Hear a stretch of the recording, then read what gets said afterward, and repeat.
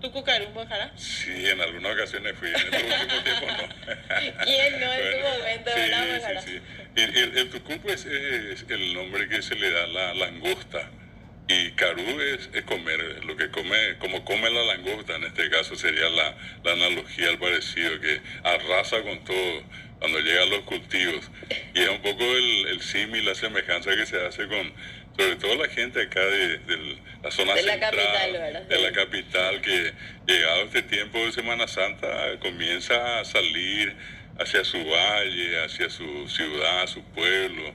Y en esa visita uno llega y bueno, se encuentra con todo lo que hay disponible en la casa del papá, de la mamá, del abuelo, de algún pariente y a comer se ha dicho, El ¿verdad? famoso Ocaruja o Huerajaboí, ¿verdad? Jara? Exacto, exacto. Bueno, uno está allí y coincide con una serie, no solamente de los alimentos ya preparados, tipo chipá, sopa, en fin, sino que frutos, inclusive uno encuentra disponible, hablan de limón, hay guarajá, y este hablan de pomelo, hay guarajá, ñandé, hablan de mandioca, uno no viene con una cosa impresionante, la forma en que la gente normalmente se carga y viene.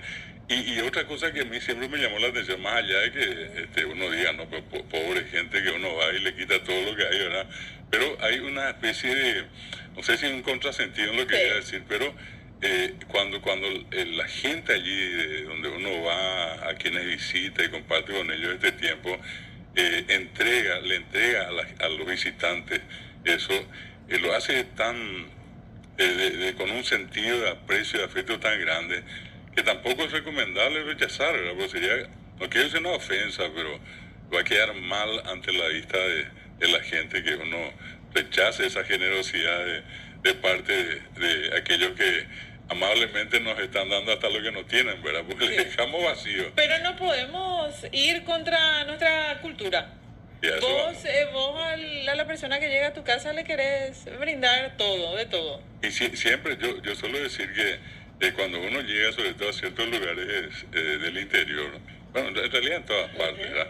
Pero ¿qué es lo que un domingo, por ejemplo, uno va llegando y sería como el manjar, no sé, ir a un hotel 5 estrellas, un restaurante de, Sí. esos de alto vuelo, es un tallarín de qué gallina, rico. por ejemplo, ¿eh?